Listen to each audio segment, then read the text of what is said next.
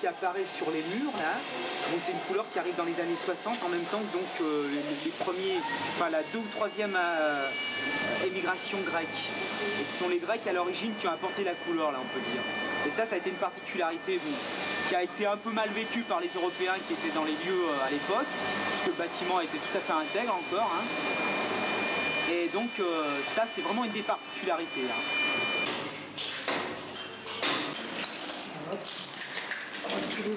Donc des Russes, des Arméniens, déjà des Grecs, puisqu'on les a en 3 vagues. La première par là après 1910, 1914 je crois, ou 16 même je crois. Hein. Là ça a été un peu aussi donc, drainé par Gramont, hein, qui était celui qui finalement avait besoin de personnes et faisait venir des personnes. C'est Gramont qui a eu l'initiative de ce bâtiment. Gramont a eu l'initiative de ce bâtiment aussi, effectivement. Comme il l'a eu aussi pour le bâtiment du Réveil. Où là, bon, la première arrivée de familles grecques a été concentrée sur le Réveil. Et donc moi c'est la 3e arrivée donc, de familles grecques que j'ai connue, c'est-à-dire dans les années 60, et que je raccorde donc à tout ce qui a été modifié au niveau visuel, dans ce bâtiment. Parce que là on a vu le bâtiment se modifier. Je ne suis pas encore vraiment en train de réaliser que c'est en train de partir, j'entends bien du bruit dans les étages là à côté, mais le contre-coup je l'appréhende déjà parce que j'en suis à me demander si je ne vais pas éviter dans l'avenir de passer par sur les routes donc, qui permettaient d'accéder à ces bâtiments.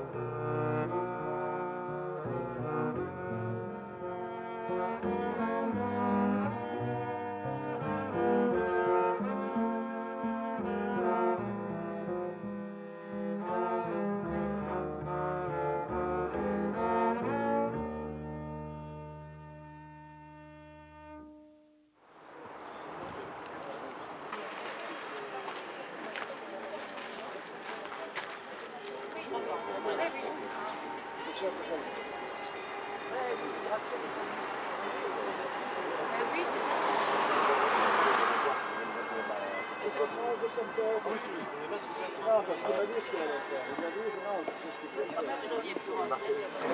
C'est de 12h à 13h. Voilà. On s'entend bien, c'est gratuit. Hein. Le transport est gratuit, ça c'est juste le repas. Bah oui. Parce que quand même... Voilà. Les lieux d'immigration ce sont aussi des lieux du patrimoine français. C'est une idée qu'on veut défendre. Je sais qu'elle est peut-être pas partagée par tout le monde, mais bon.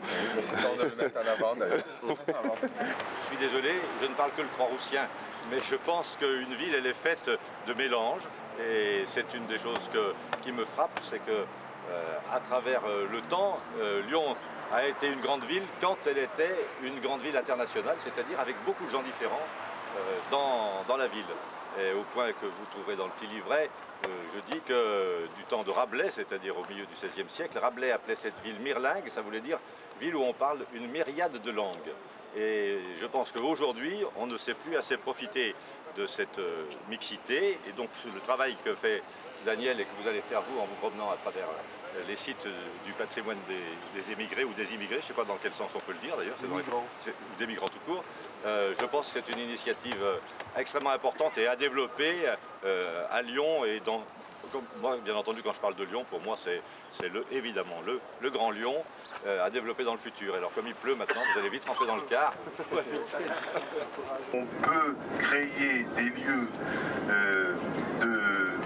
allez, je vais dire, de reconnaissance des lieux d'immigration, de reconnaissance dans le sens, il ne faut pas que cette mémoire soit oubliée, parce qu'on part du principe que la France, c'est aussi l'immigration, c'est aussi des lieux d'immigration, toutes les immigrations, et c'est ça qui contribue le patrimoine actuellement de la France.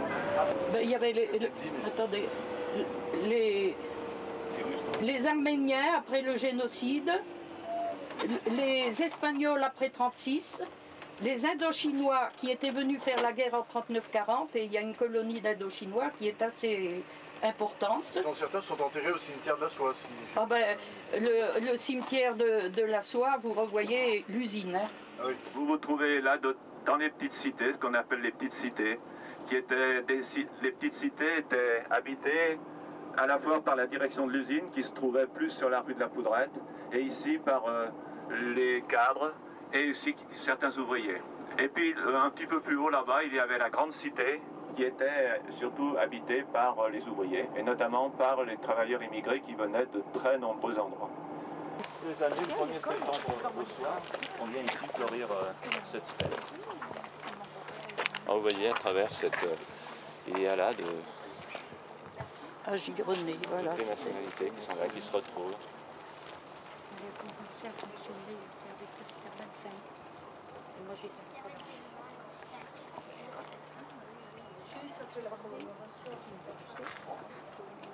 Voilà, alors si vous voulez, on peut remonter par là. Tous les habitants sont des descendants des premiers, si vous voulez. Et puis, quand vous rencontrez quelqu'un dans la rue, vous ne dites pas c'est Madame X, vous dites c'est la fille de tel. Voilà, oui. Comme dans un village, hein, comme ça, oui. Comme dans un village. C'est bien. C'est pas mal. Vous voyez, là, il y a des gens on en filmait déjà beaucoup, mais nous, on était importants. Alors, on pensait que nous, quand même, on allait rester. Et à ce moment-là, on est un jour, un matin, tout le personnel réuni à 10 h dans chaque bureau avec le chef de service. Et on nous a dit, l'usine va fermer. Mais c'est comme si une bombe tombait au milieu d'une ville. C'est incroyable. Et puis voilà, ben, ça a commencé comme ça. Mais on le gardera quelques-uns. L'usine va fermer progressivement. Il va garder tout le nylon. C'est pas vrai, ça c'est tout avéré faux. C'était bien programmé qu'on allait tout fermer. Et ça c'est un moment, vous savez, on l'oublie jamais. Et quand on voit à la télé, nous, une usine, on revit ça parce qu'on sait comment ça fait. Et ça gâche tout. Le plus gros syndicat, c'était la CGT était majoritaire à 80%. Oh, ben c'est vos ouvriers, hein. C'était ouvrier, c'est exactement. Clair, hein. C'est un rapport aussi avec les gens, les Italiens, les Espagnols qui avaient fui les régimes politiques. C'est sûr. Plutôt des communistes. Les Italiens étaient en majorité communistes, ils ont fui l'Italie, ils sont restés encore maintenant, hein, les plus acharnés, c'est encore eux. Et après en 61, c'était l'immigration, le Maroc, l'Algérie, la Tunisie. C'était en... Oui, mais les derniers, c'était eux. Les derniers, c'est eux. Et il y a encore des associations italiennes qui sont bien sûr. vivantes. Oh là là.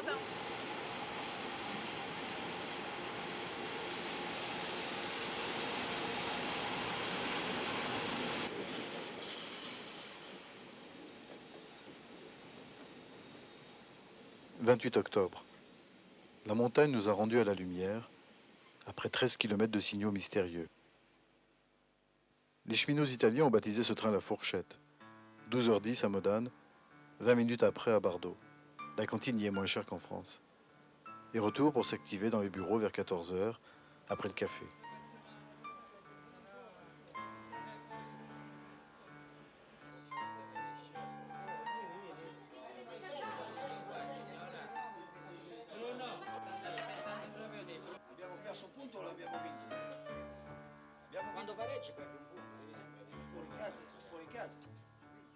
Ouvert en 1871, le tunnel du Fréjus a détrôné la route des diligences par le Mont-Cenis. Il a rendu inutile son rival de la montagne, le chemin de fer-Fell. On espérait transporter les 60 000 Français et Anglais qui prenaient leurs vacances en Italie. La ligne allait surtout attirer les Piémontais et les Valdôtains vers la France. «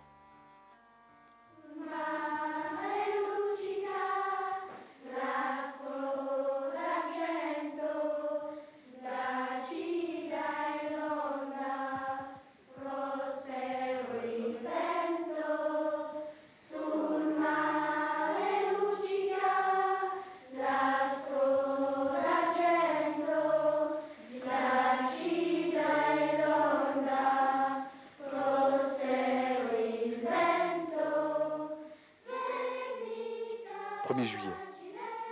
Le maître de l'école italienne, créée à l'origine pour les enfants des cheminots et des fonctionnaires, a emmené en avril ses petits chez leur correspondant à Sousa.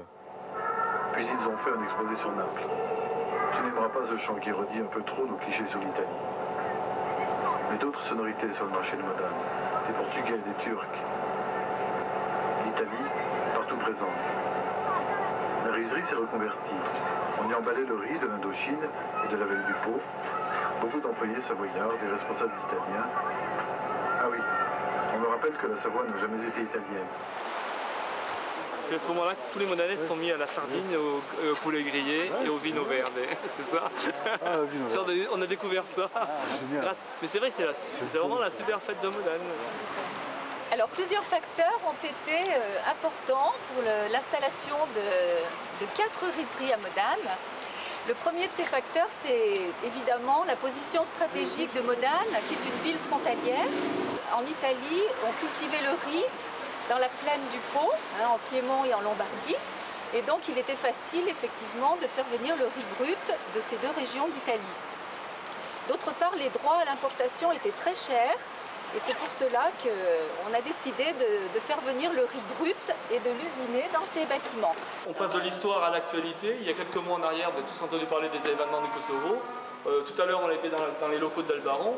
L'Albaron a accueilli ici régulièrement tous les jours des centaines de Kosovars qui arrivaient par le train. Les Modanais les ont vus, c'était assez problématique, assez difficile à gérer.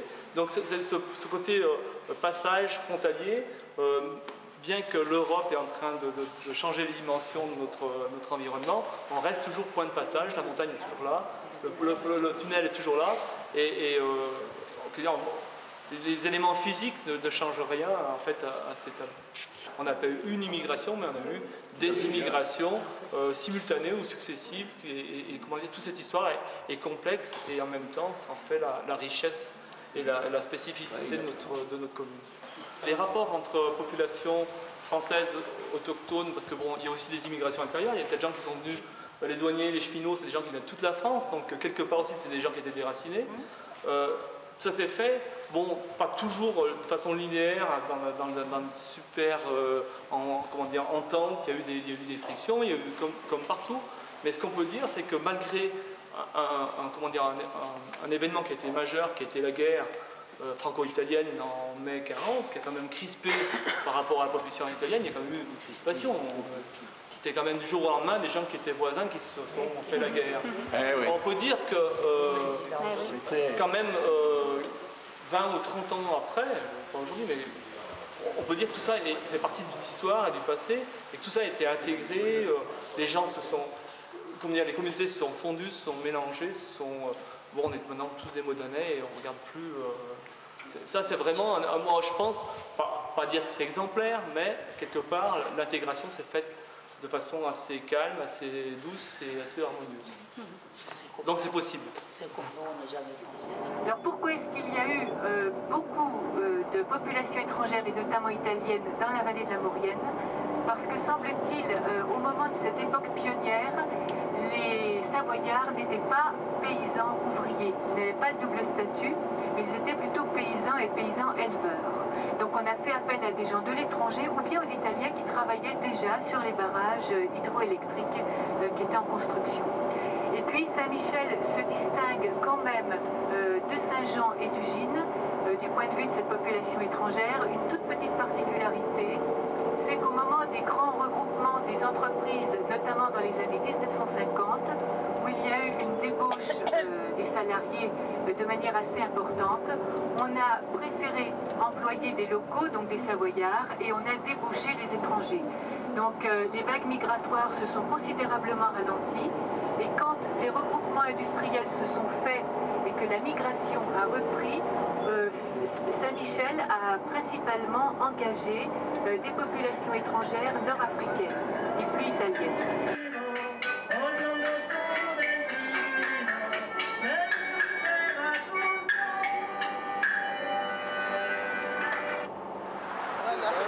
Attention. Attention.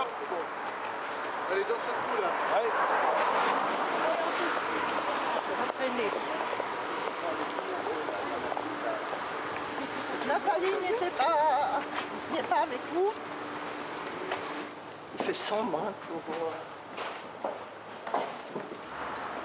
je vais vous montrer 2-3 photos, ce que j'ai apporté.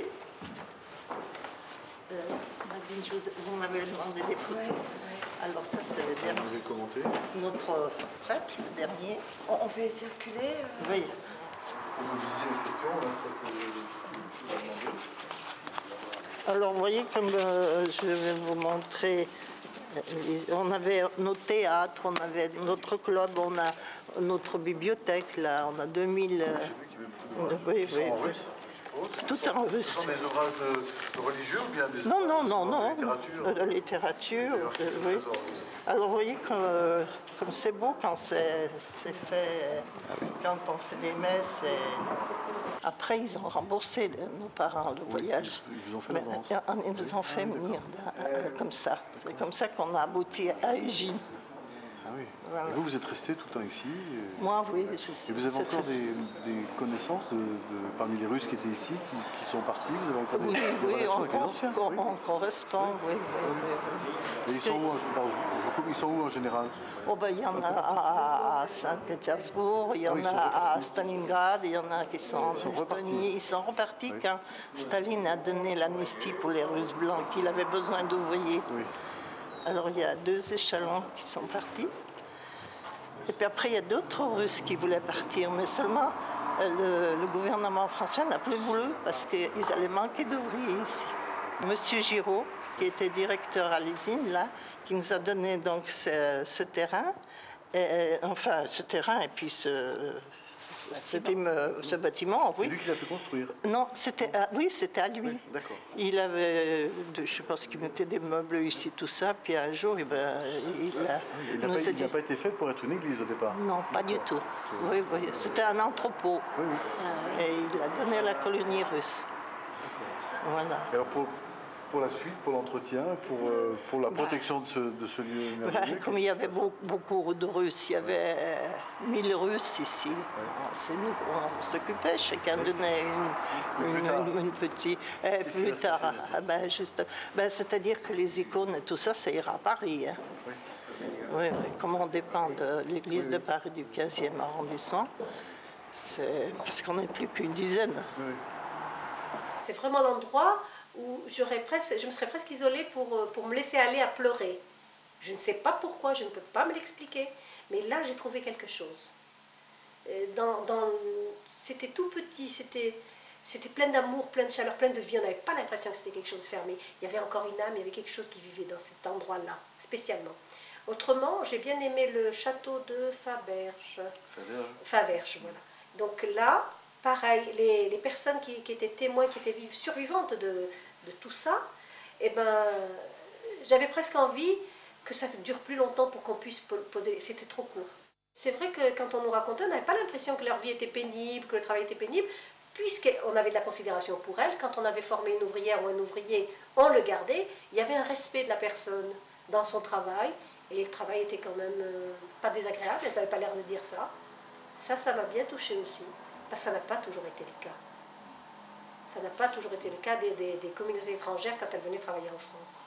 Nous sommes descendus bourdonnants, bourdonnettes, à l'usine de bon matin. Nous sommes descendus chantonnants, chantonnettes.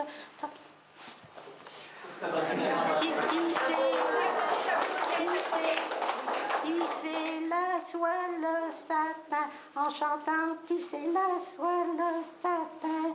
Travaillons, mamie, en chantant, travaillons, youp, c'est la vie. Le travail, c'est du bon temps. Travaillons, mamie, en chantant. Je suis émue, je vous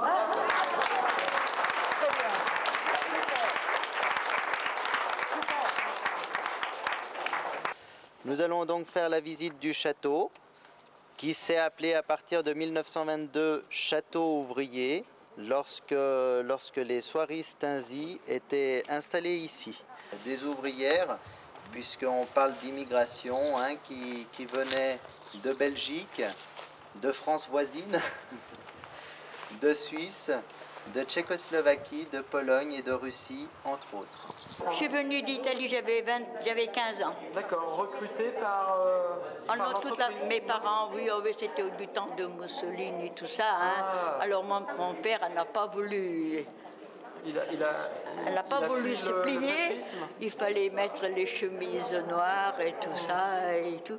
Puis comme j'avais deux frères, alors tout ça, mon père a dit allez hop, partons. Alors on est venu en France. Et puis mes frères ont été naturalisés, mes parents aussi, ils ont fait leur régiment. Mais moi, j'avais aussi naturalisé, mais je me suis mariée le 13 juin et la feuille, elle est arrivée le 15. Alors, ça n'était plus valable. Alors, j'ai été trouver monsieur le maire, monsieur Piquant. Pourquoi c'était plus valable? Non, puisque j'ai marié le 13 et j'ai été ma feuille naturalisée le 15. Alors, ça ne pouvait pas faire. Alors, j'ai été trouver monsieur le maire, monsieur Piquant, et puis je lui ai dit, ben voilà, qu'est-ce qui se pose? Alors, il m'a dit, oh, mais il faudrait tout refaire. Je lui ai dit, ben tant qu'à faire, il me faut une carte d'identité. Eh ben, je prends la carte de mon mari, je prends sa nationalité, alors je suis suisse, par mon mariage. Née en Italie, mariée avec un Suisse. Mariée en France, mariée à la Tulle. Le cimetière de Faverges avait un carré belge de 20 tombes, puisque 20 soldats belges sont tombés pendant la Première Guerre mondiale. Et ce carré belge a été rapatrié à Lyon dans le cours des années 80 et c'est seulement depuis lors que ces 20 soldats belges figurent sur le monument aux morts qui a été inauguré en 1926. Ce monument aux morts est très fort parce que lors du 11 novembre, ici on joue la Brabançonne au même titre que la Marseillaise, c'est-à-dire l'hymne national belge.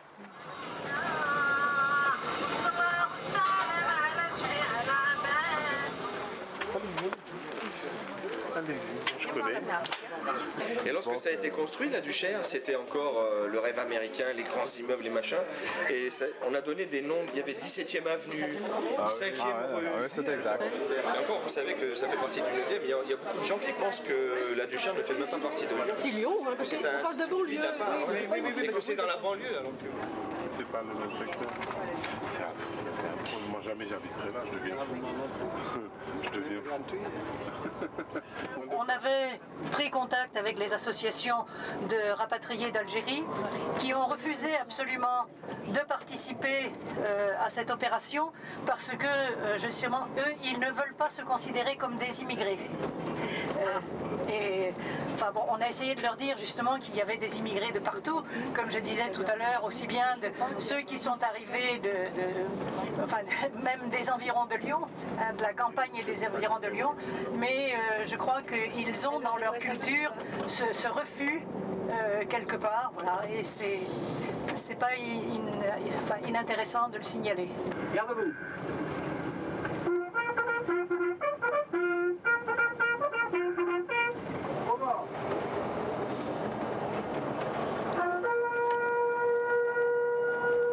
C'est un cimetière où on a regroupé pas mal de combattants africains.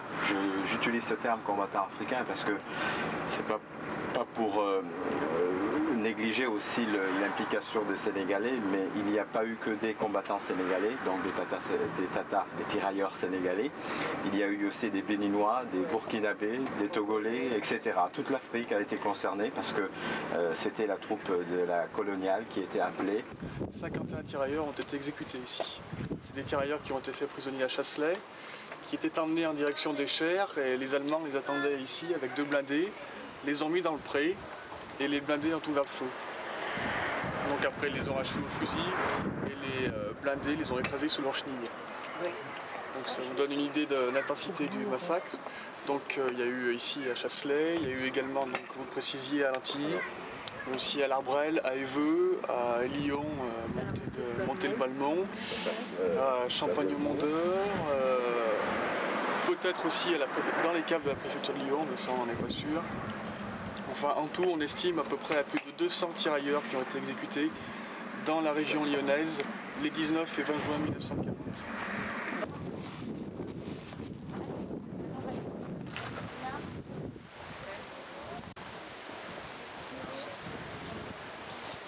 Il y en a beaucoup qui sont morts. Mais il y en a peut-être aussi qui sont vivants, hein, je ne sais pas, qui sont retournés dans leur pays. On ne sait pas, ça, ils n'ont pas dit. Qu'est-ce que vous êtes en train de lui expliquer? Ben, je suis en train de lui expliquer ce cimetière, qui est enterré ici, à quel moment. C'est un peu difficile à expliquer.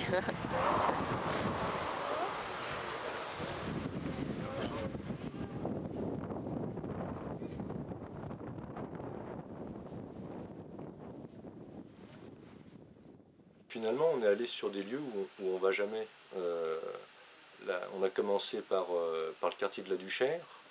Le quartier de la Duchère, on le voit toujours.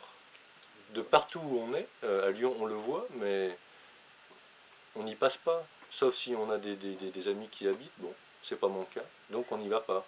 C'est pas un lieu de passage. Le Tata sénégalais, pareil, évidemment. Bah, je le connaissais de nom parce que j'ai des parents qui ont fait la guerre, enfin qui étaient lyonnais au moment de la guerre, et puis c'est des choses comme ça qui mettent des gens ensemble pendant une journée dans un car. En une journée, il se passe quelque chose. Au début, les gens ne se connaissent pas, à la fin de la journée, ils se connaissent, puis même ils se quittent en se disant « Ah, il faudrait qu'on se revoie, il faudrait qu'on fasse des choses ensemble, on partage un même idéal, etc. » Si on se situe par rapport au projet final de l'escale, je crois que c'est le genre d'expérience à marquer dans un petit coin de son carnet, parce que on se rend bien compte qu'un projet, même si on devait parler d'un projet de musée, je sais que l'escale ça ne sera pas un musée, on se rend bien compte qu'aujourd'hui il faut imaginer autre chose, il faut imaginer les choses de façon complètement vivante. En 1947, à Saint-Étienne, il y avait environ 600 prisonniers de guerre allemands qui travaillaient dans les mines et il faut donc rapidement les remplacer. Quoi qu'il en soit, donc dit le texte, nous avons dressé le maximum, le tableau de répartition de cette manœuvre marocaine est annexé donc et il faut remplacer les prisonniers de guerre en travailleurs libres. La compagnie nous donne le prix de chaque ouvrier marocain, c'était 12 000 francs. Les compagnies donc payaient 12 000 francs au recrutement et aux organisations gouvernementales pour avoir des travailleurs marocains le plus rapidement possible. Ils étaient ensuite intégrés dans des équipes et on veillait aussi à ce qu'ils ne travaillent pas ensemble, puisqu'ils, comme ils travaillaient nus la plupart du temps au fond de la mine, ils ne devaient pas travailler dans la même famille. La religion déconseillant fortement de travailler donc dans la même famille et étant nus les uns les autres. Voilà. Maclouf aussi. 564. Il me semblait que je l'avais vu tout à l'heure. Ah. C'est mort. Magdou, alors si tu veux filmer Magdou Saïd, c'est mon oncle, mon cousin qui habite à Côte-Chaude, tu sais, derrière, au bord du golfe. Il a une maison là-bas de mineur, Magdou Saïd. Il dit j'ai poumons d'acier, il raconte ça à tout le monde. Il a 2 superbes poumons d'acier, c'est comme ça qu'il parle de sa silicose. Et il te dit, moi, silicosé 80%, j'ai 2 super... Ouais, mais il se porte bien du reste. Enfin, d'abord, il est vivant. Cité de Beaulieu qui a été construite par une compagnie minière du bassin de la Loire, enfin du bassin houiller de la Loire, et où ont été hébergés dès la première décennie du XXe siècle, où ont été hébergées des familles d'immigrés issus de l'immigration polonaise. L'immigration polonaise qui relevait d'une organisation contrôlée, programmée par les pouvoirs publics français et polonais, mais aussi, bien entendu, par les industriels des houillères. J'avais quand même envie de lire ce petit passage-là, dans les conditions matérielles d'existence. Donc il est écrit « Je crois cependant qu'au point de vue des maladies que l'on constate chez eux, le changement de climat, de genre de vie et le peu de résistance de ces étrangers sont des causes beaucoup plus actives que l'insalubrité réelle des habitations. Les Africains et les Espagnols se signalent par leur mauvaise tenue et par leur peu de soucis de l'hygiène. Le reste de la main-d'œuvre étrangère ne se distingue pas d'une manière très marquée. L'ensemble de la population au milieu de laquelle il vit. Les villes où ces étrangers résident commencent à s'apercevoir que les les charges d'assistance qui en découlent dépassent les avantages fiscaux résultant de l'activité industrielle à laquelle il participe. Le maire de la commune de Villars, dont dépend la parcelle de terrain sur laquelle doivent être édifiées les constructions, a manifesté la crainte que l'inscription sur les listes électorales de sa commune de plusieurs centaines de Nord-Africains ne bouleverse la majorité actuelle de la municipalité. Le rattachement de cette parcelle à la commune de Saint-Étienne, dont elle est limitrophe, permettrait de remédier à cet inconvénient à condition que la procédure de rattachement ne soit pas trop longue. Voilà, et c'est comme ça que Saint-Étienne a gagné quelques mètres carrés. Donc sur ses limites nord-ouest.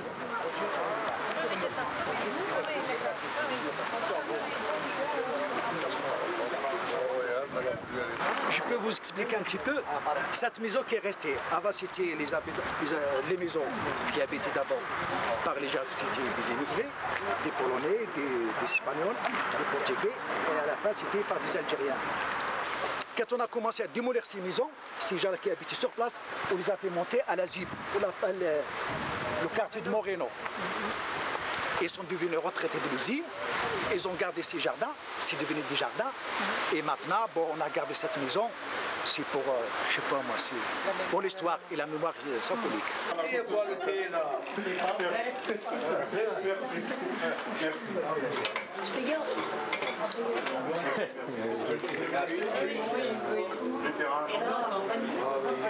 Disons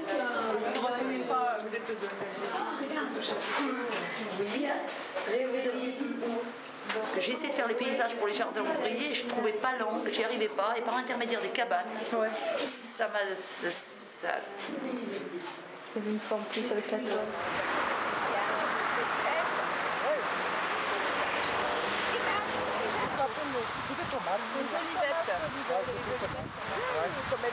Qu'est-ce que c'est? C'est pas du coriandre, ça. C'est du céleri. Tirez-vous là à droite. Voilà.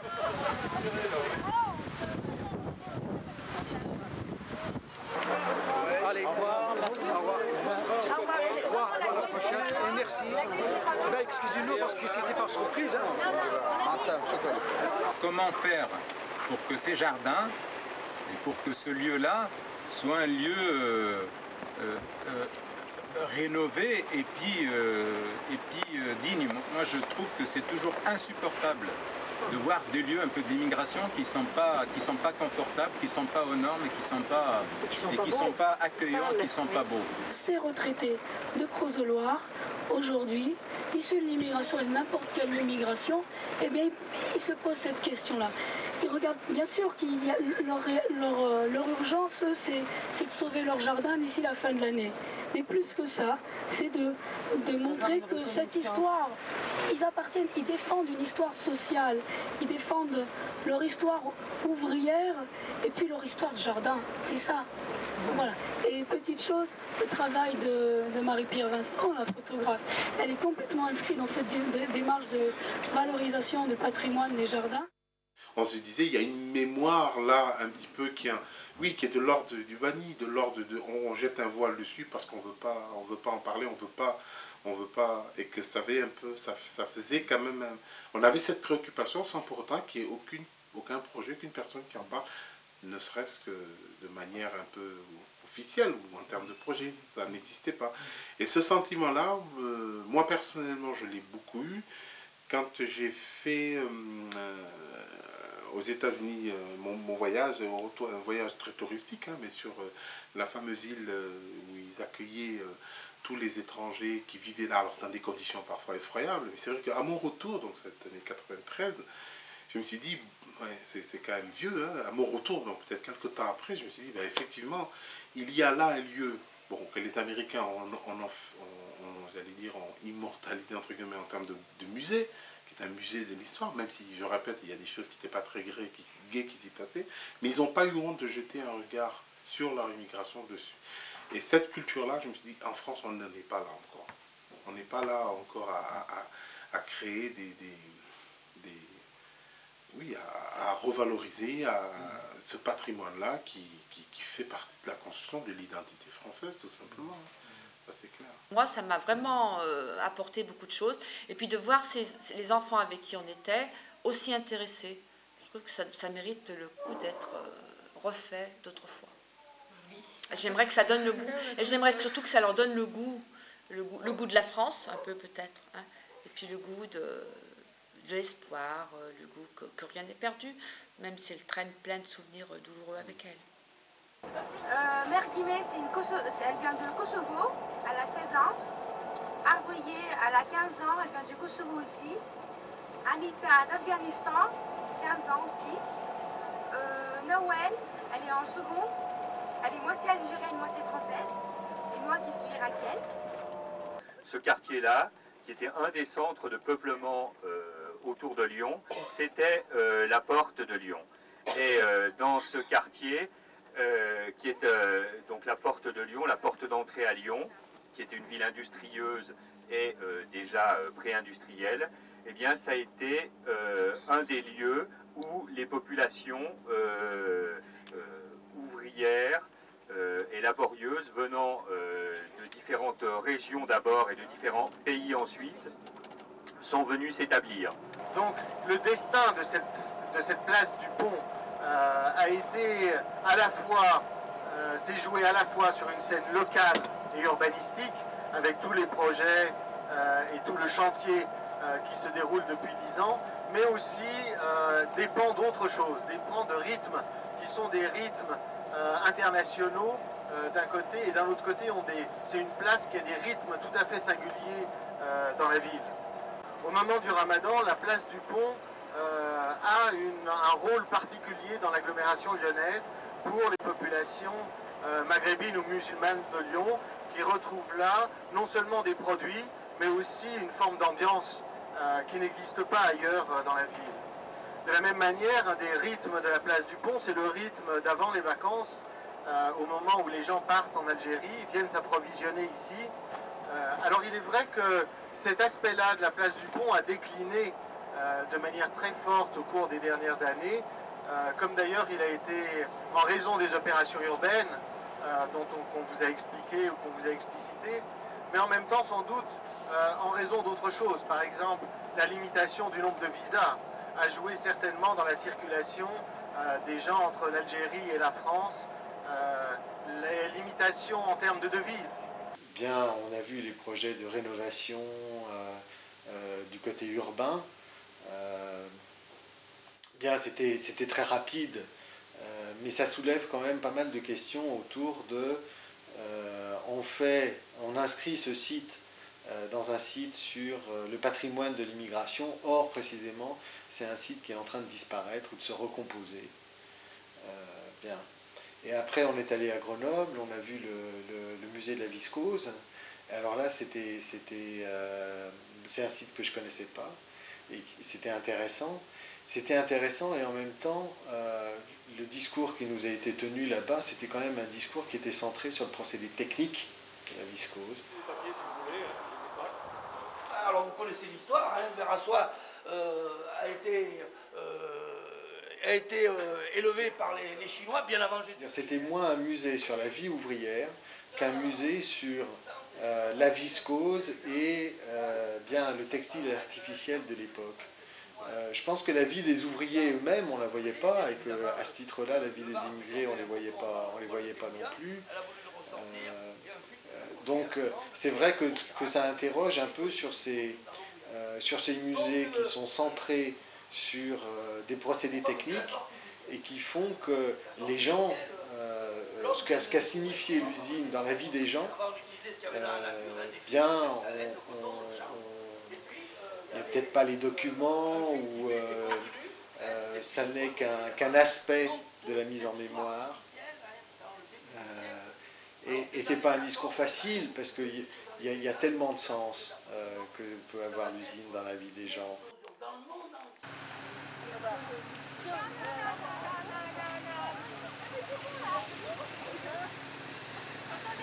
À Valence, tu sais, ils sont arrivés par bateau. Donc, soit ils sont sortis par les ports grecs, et ils sont arrivés par Marseille. Donc, il y a une grosse communauté arménienne également à Marseille.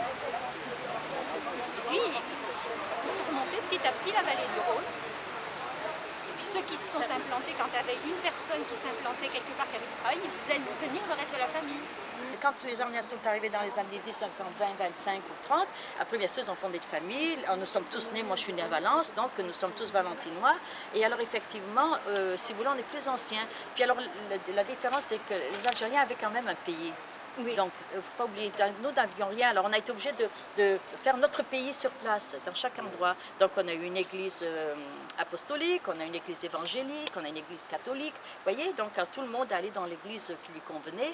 Les Arméniens sont très très implantés dans la ville, alors donc il y a une rue qui s'appelle bien sûr la rue d'Arménie, la rue Yerevan, notre capitale, vous avez la place Manouchian, vous voyez, puis nous avons également un adjoint qui a été dans la municipalité pendant 12 ans, qui est décédé, donc on a fait une place à son nom, qui s'appelle la place Jean-Manouk Stépanian.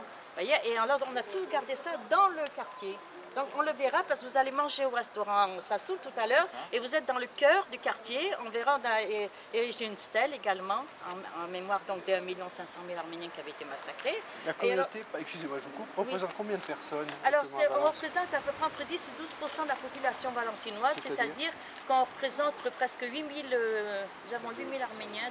Et en définitive, ce qu'on a vu, c'était un centre culturel de construction récente et qui témoigne d'un travail de mémoire du côté des Arméniens eux-mêmes à Valence, essayant d'expliquer leur histoire aux Français, notamment aux gens du Car. Il y a eu toute une série de commentaires, de cartes, de rappels de l'histoire que les gens ne connaissent pas.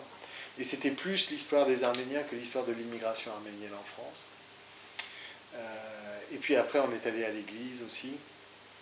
Et déjà là, il y avait la force des Arméniens. Dans ce que j'ai retrouvé, moi, dans ce circuit, c'est la force des Arméniens qu'on a retrouvé d'ailleurs à Pont-de-Chéruy, où ils nous ont reçus, etc. Et puis la force des églises. Voilà, moi, c'est quelque chose que je retiens fortement. À Valence, mais aussi à Pont-de-Chéruy. Et à Pont-de-Chéruy, c'était soit l'église arménienne, soit l'église grecque. Bon, alors, quelque chose d'assez curieux, quoi. En définitive, on sait que la mémoire de cette immigration, c'est une mémoire qui est une mémoire en grande partie ouvrière. Et en même temps, les lieux qu'on visite, bien, c'est pas des bourses du travail.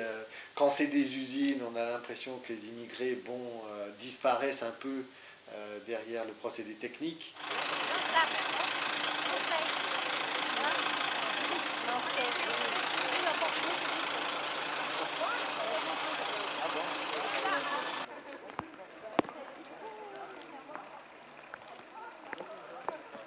La première caractéristique que vous voyez, c'est une coupole qui en général est assez grande et qui repose sur des piliers et dont le plan en général est carré. Bon, les Arméniens, je les connais avec les Arméniens. Quelques copains français ou autres qui viennent et qui découvrent ça sous l'aspect folklorique ou politique, ça dépend des discussions qu'on peut avoir. Mais là, d'aller sur un parcours, de voir des signes, hein, de voir une église, de voir une maison de la culture, de voir un monument aux morts, bon, on n'a pas pu le voir, mais bon. C'est intéressant de se voir quand nous on porte une partie de cette culture-là, moi en particulier, un petit bout en tout cas, de voir comment les autres regardent et de se positionner un peu comme ça.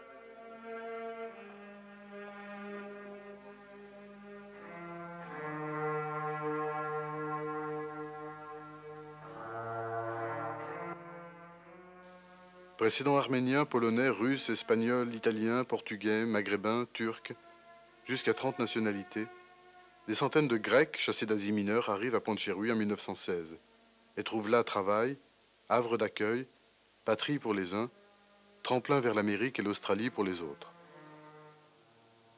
Grammont, dont les usines sont vidées par la guerre, accueille ces gens, les embauche et les installe. Posséder plus que les murs, les machines, la force de travail des autres, maîtriser leur corps même, leur regard tendu vers un seul objectif. Et qui oserait quitter la classe après la photo de classe, état des lieux pour une année. Ces clichés voudraient dire la sécurité des générations qui se reconnaissent, l'ancrage enfin, après les errances. Ils disent le souci du prestige et de l'archive d'un patron qui avait très tôt compris l'originalité de sa politique sociale, logement, crèches, hôpitaux, cantines, tandis qu'au front, les poilus attendaient de venir reprendre leur place. Donc en ce qui concerne le réveil, ce bâtiment est composé de 80 studios, tous d'une superficie de 25 mètres carrés, identiques. Pour agrandir un petit peu cette superficie habitable, ils avaient prévu une mezzanine à l'intérieur, ce qui doublait presque quasiment la superficie. Donc par la suite, il y a eu la construction d'un lavoir et d'une cuisine collective, et également de cet ensemble des deux bâtiments qui est l'église orthodoxe grecque et de l'école grecque.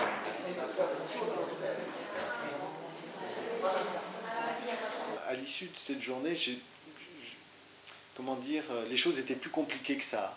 En disant en définitive, c'est oui, certainement c'est un enjeu civique, comment dire, auquel j'adhère, mais en même temps, comment faire? Comment faire quand on voit que ce rapport au verbe et à la pierre n'est pas la même du côté des différentes immigrations? Comment faire quand on s'aperçoit que le travail de mémoire que font les différentes migrations sur elles-mêmes n'est pas le même? Bien, comment faire pour ne pas en rester aux traces, comment dire, les plus visibles et qui sont quand même celles dont on a besoin? Comment faire pour ne pas promouvoir une espèce de mémoire déjà officialisée par les migrations elles-mêmes et taire le reste? Pour ma fille, peut-être aussi pour les autres lycéennes qui étaient là, c'est quand même une histoire, je ne sais pas, qu'on leur... l'idée qu'à un moment donné, la réalité actuelle ou ce qui se passe en ce moment, ça a été construit avec d'autres. Bon, voilà, c'est ça l'idée qui va rester. Je ne sais pas si la sensibilisation politique gagne du terrain, s'ils comprennent qu'il faut s'intéresser à ces lieux, mais vu les effets provoqués quand même, c'est pas non plus... on n'est pas devant des trésors d'architecture, mais on est tellement sur du vivant, on est tellement sur des rapports humains, sur des échanges possibles entre les gens, que si ça, c'est pas consigné quelque part, franchement...